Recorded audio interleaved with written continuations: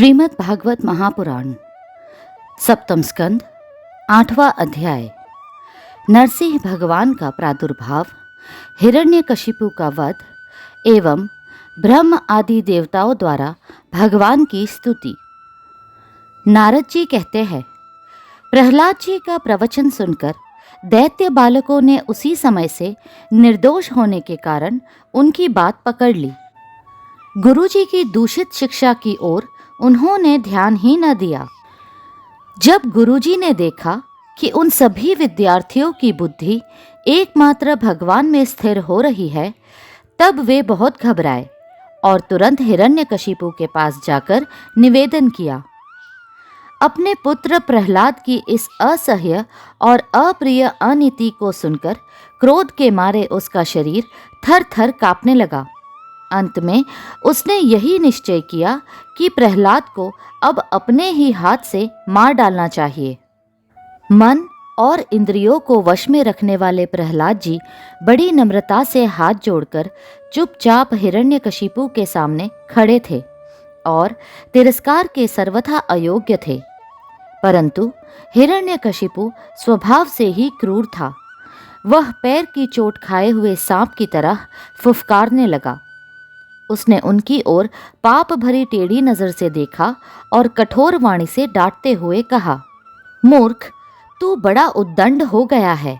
स्वयं तो नीच है ही, अब हमारे कुल के और बालकों को भी फोड़ना चाहता है।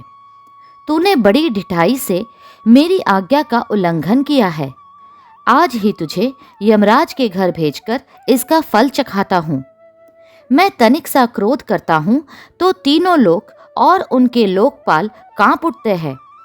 फिर मूर्ख, तूने किसके बलबूते पर निडर की तरह मेरी आज्ञा के विरुद्ध काम किया है?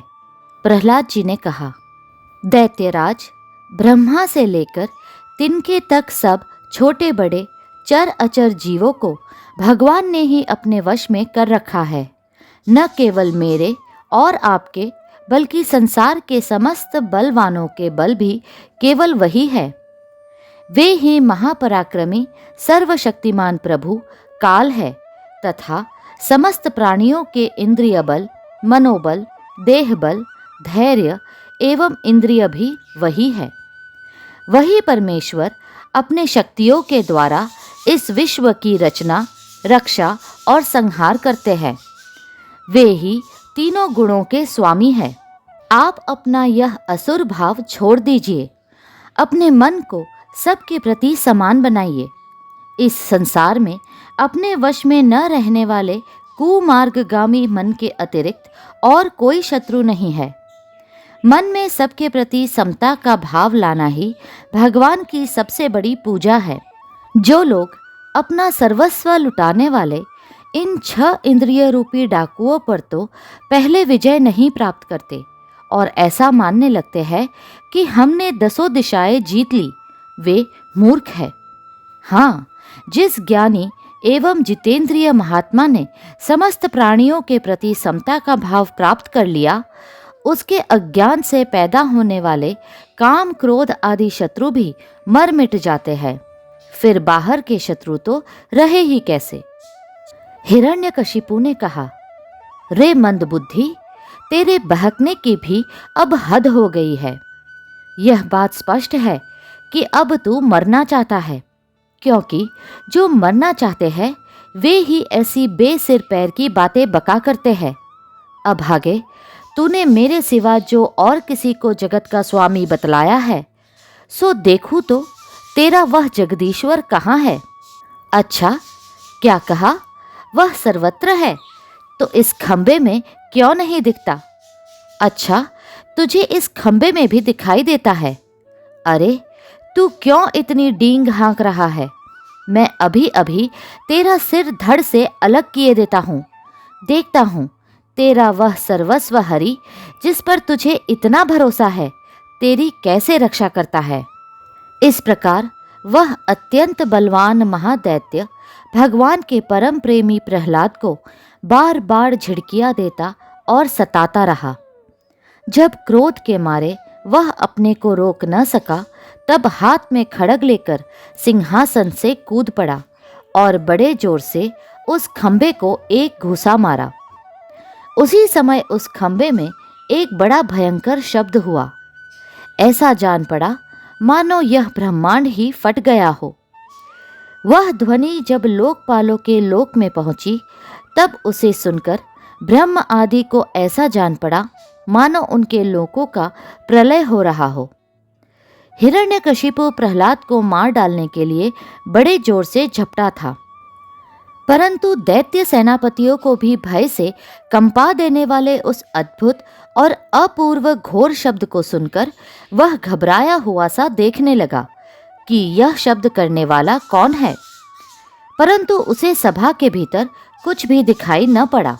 इसी समय अपने सेवक प्रहलाद और ब्रह्मा की वाणी सत्य करने और समस्त पदार्थों में अपनी व्यापकता दिखाने के लिए सभा के भीतर उसी खंबे में बड़ा ही विचित्र रूप धारण करके भगवान प्रकट हुए।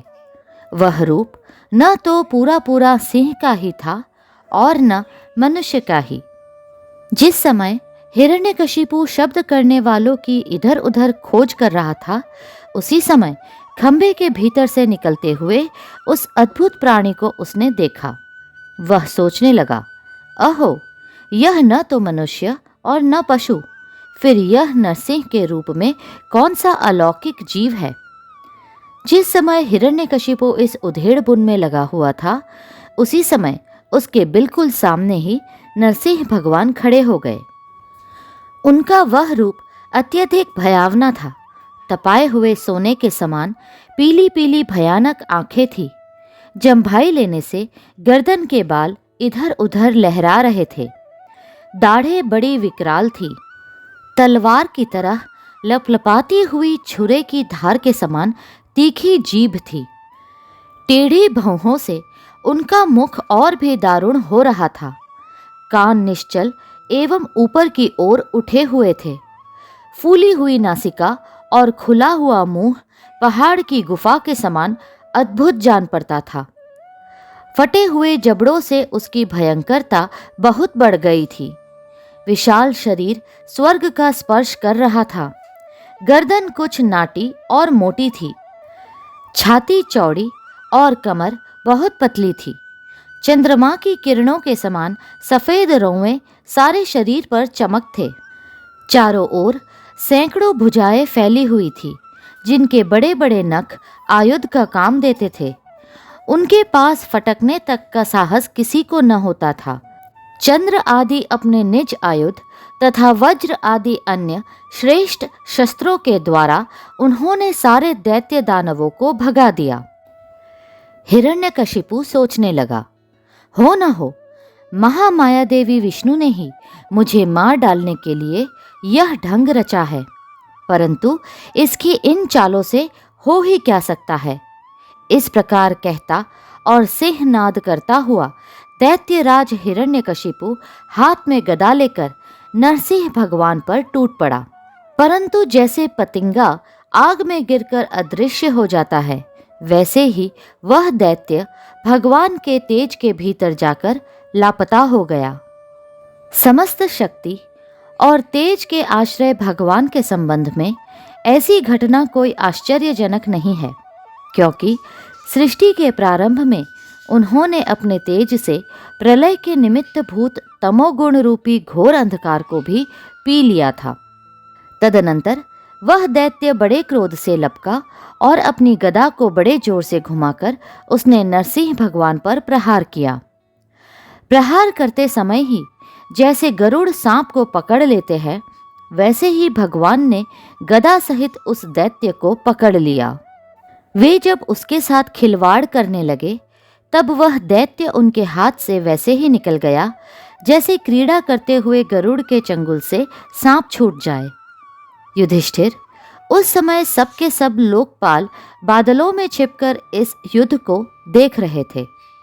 उनका स्वर्ग तो हिरण्यकशिपु ने पहले ही छीन लिया था।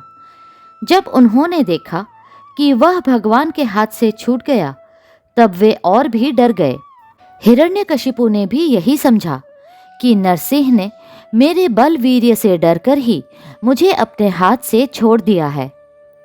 इस विचार से उसकी थकान जाती रही और वह युद्ध के लिए ढाल तलवार लेकर फिर उनकी ओर दौड़ पड़ा। उस समय वह बाज की तरह बड़े वेग से ऊपर नीचे उछल कूद कर इस प्रकार ढाल तलवार के पैतरे बदलने लगा कि जिससे उस पर आक्रमण करने का अवसर ही न मिले। तब भगवान ने बड़े ऊंचे स्वर से प्रचंड और भयंकर अट्टहास किया, जिससे हिरण्यकशिपु की आंखें बंद हो गई। फिर बड़े वेग से झपटकर भगवान ने उसे वैसे ही पकड़ लिया जैसे सांप चूहे को पकड़ लेता है। जिस हिरण्यकशिपु के चमड़े पर वज्र की चोट से भी खरोंच नहीं आई थी, वही अब उनके पंजे से निकलने के लिए जोर से छटपटा रहा था। भगवान ने सभा के दरवाजे पर ले जाकर उसे अपनी जांघों पर गिरा लिया और खेल खेल में अपने नखों से उसे उसी प्रकार फाड़ डाला जैसे गरुड़ महाविषधर सांप को चीर डालते हैं।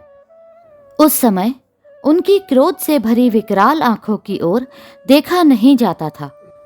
वे अपनी लपलपाती हुई जीभ से फैले हुए मुंह के दोनों कोने चाट रहे थे। खून के छींटों से उनका मुंह और गर्दन के बाल लाल हो गए थे। हाथी को मारकर गले में आंतों की माला पहने हुए मृगराज के समान उनकी शोभा हो रही थी। उन्होंने अपने तीखे नखों से हिरण्यकशिपु का कलेजा फाड़कर उसे जमीन पर पटक दिया। उस समय हजारों दैत्य दानव हाथों में शस्त्र लेकर भगवान पर प्रहार करने के लिए आए, पर भगवान ने अपनी भुजा रूपी सेना से, लातों से और नख रूपी शस्त्रों से चारों ओर खदेड़ खदेड़ कर उन्हें मार डाला। युधिष्ठिर, उस समय भगवान नरसिंह के गर्दन के बालों की फटकार से बादल तितर बितर होने लगे। उनके नेत्रों की ज्वाला से सूर्य आदि ग्रहों का तेज फीका पड़ गया। उनके श्वास के धक्के से समुद्र क्षुब्ध हो गए। उनके सिंहनाद से भयभीत होकर दिग्गज चिघाड़ने लगे। उनके गर्दन के बालों से टकराकर देवताओं के विमान अस्त व्यस्त हो गए। स्वर्ग डगमगा गया। उनके पैरों की धमक से भूकंप आ गया। वेग से पर्वत उड़ने लगे और उनके तेज की चकाचौंध से आकाश तथा दिशाओं का दिखना बंद हो गया। इस समय नरसिंह भगवान का सामना करने वाला कोई दिखाई न पड़ता था। फिर भी उनका क्रोध अभी बढ़ता ही जा रहा था। वे हिरण्यकशिपु की राजसभा में ऊंचे सिंहासन पर जाकर विराज गए। उस समय उनके अत्यंत तेजपूर्ण और क्रोध भरे भयंकर चेहरे को देखकर किसी का भी साहस न हुआ कि उनके पास जाकर उनकी सेवा करे। युधिष्ठिर, जब स्वर्ग की देवियों को यह शुभ समाचार मिला कि तीनों लोकों के सिर की पीड़ा का मूर्तिमान स्वरूप हिरण्यकशिपु युद्ध में भगवान के हाथों मार डाला गया, तब आनंद के उल्लास से उनके चेहरे खिल उठे। वे बार बार भगवान पर पुष्पों की वर्षा करने लगी। आकाश में विमानों से आए हुए भगवान के दर्शनार्थी देवताओं की भीड़ लग गई। देवताओं के ढोल और नगारे बजने लगे। गंधर्वराज गाने लगे। अप्सराएं नाचने लगी। तात इसी समय ब्रह्मा, इंद्र, शंकर आदि देवता, ऋषि, पितर, सिद्ध, विद्याधर, महानाग, मनु प्रजापति, गंधर्व, अप्सराएं, चारण, यक्ष, किमपुरुष, विताल, सिद्ध, किन्नर और सुनंद कुमुद आदि भगवान के सभी पार्षद उनके पास आए।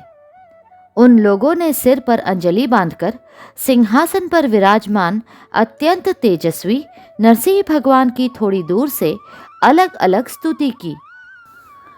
ब्रह्मा जी ने कहा, प्रभु, आप अनंत है। आपकी शक्ति का कोई पार नहीं पा सकता। आपका पराक्रम विचित्र और कर्म पवित्र है। यद्यपि गुणों के द्वारा आप लीला से ही संपूर्ण विश्व की उत्पत्ति, पालन और प्रलय यथोचित ढंग से करते हैं, फिर भी आप उनसे कोई संबंध नहीं रखते, स्वयं निर्विकार रहते हैं। मैं आपको नमस्कार करता हूँ। श्री रुद्र ने कहा, आपके क्रोध करने का समय तो कल्प के अंत में होता है। यदि इस तुच्छ दैत्य को मारने के लिए ही आपने क्रोध किया है तो वह भी मारा जा चुका है। उसका पुत्र आपकी शरण में आया है। भक्त वत्सल प्रभु, आप अपने इस भक्त की रक्षा कीजिए। इंद्र ने कहा, पुरुषोत्तम, आपने हमारी रक्षा की है। आपने हमारे जो यज्ञ भाग लौटाए हैं वे वास्तव में आप अंतर्यामी के ही हैं। दैत्यों के आतंक से संकुचित हमारे हृदय कमल को आपने प्रफुल्लित कर दिया। वह भी आपका ही निवास स्थान है। यह जो स्वर्ग आदि का राज्य हम लोगों को पुनः प्राप्त हुआ है, यह सब काल का ग्रास है। जो आपके सेवक हैं उनके लिए यह है ही क्या। स्वामिन, जिन्हें आपकी सेवा की चाह है वे मुक्ति का भी आदर नहीं करते, फिर अन्य भोगों की तो उन्हें आवश्यकता ही क्या है। ऋषियों ने कहा, पुरुषोत्तम, आपने तपस्या के द्वारा ही अपने में लीन हुए जगत की फिर से रचना की थी और कृपा करके उसी आत्म तेजः स्वरूप श्रेष्ठ तपस्या का उपदेश आपने हमारे लिए भी किया था। इस दैत्य ने उसी तपस्या का उच्छेद कर दिया था। शरणागत वत्सल, उस तपस्या की रक्षा के लिए अवतार ग्रहण करके आपने हमारे लिए फिर से उसी उपदेश का अनुमोदन किया है। पितरों ने कहा, प्रभो, हमारे पुत्र हमारे लिए पिंडदान करते थे। यह उन्हें बलात् छीनकर खा जाया करता था। जब वे पवित्र तीर्थ में या संक्रांति आदि के अवसर पर नैमित्तिक तर्पण करते या तिलांजलि देते तब उसे भी यह पी जाता। आज आपने अपने नखों से उसका पेट फाड़कर वह सब का सब लौटाकर मानो हमें दे दिया। आप समस्त धर्मों के एकमात्र रक्षक हैं। नरसिंहदेव, हम आपको नमस्कार करते हैं। सिद्धों ने कहा, नरसिंहदेव, इस दुष्ट ने अपने योग और तपस्या के बल से हमारी योग सिद्ध गति छीन ली थी। अपने नखों से आपने उस घमंडी को फाड़ डाला है। हम आपके चरणों में विनीत भाव से नमस्कार करते हैं। विद्याधरों ने कहा, यह मूर्ख हिरण्यकशिपु अपने बल और वीरता के घमंड में चूर था। यहाँ तक कि हम लोगों ने विविध धारणाओं से जो विद्या प्राप्त की थी उसे इसने व्यर्थ कर दिया था। आपने युद्ध में यज्ञ पशु की तरह इसको नष्ट कर दिया। अपनी लीला से नरसिंह बने हुए आपको हम नित्य निरंतर प्रणाम करते हैं। नागों ने कहा, इस पापी ने हमारी मणियों और हमारी श्रेष्ठ और सुंदर स्त्रियों को भी छीन लिया था। आज उसकी छाती फाड़कर आपने हमारी पत्नियों को बड़ा आनंद दिया है। प्रभो, हम आपको नमस्कार करते हैं। मनुओं ने कहा, देवादिदेव, हम आपके आज्ञाकारी मनु हैं। इस दैत्य ने हम लोगों की धर्म मर्यादा भंग कर दी थी। आपने उस दुष्ट को मारकर बड़ा उपकार किया है। प्रभो, हम आपके सेवक हैं। आज्ञा कीजिए, हम आपकी क्या सेवा करें। प्रजापतियों ने कहा, परमेश्वर, आपने हमें प्रजापति बनाया था, परंतु इसके रोक देने से हम प्रजा की सृष्टि नहीं कर पाते थे। आपने इसकी छाती फाड़ डाली और यह जमीन पर सर्वदा के लिए सो गया। सत्वमय मूर्ति धारण करने वाले प्रभु, आपका यह अवतार संसार के कल्याण के लिए है। गंधर्वों ने कहा, प्रभु, हम आपके नाचने वाले, अभिनय करने वाले और संगीत सुनाने वाले सेवक हैं। इस दैत्य ने अपने बल, वीर्य और पराक्रम से हमें अपना गुलाम बना रखा था। उसे आपने इस दशा को पहुंचा दिया।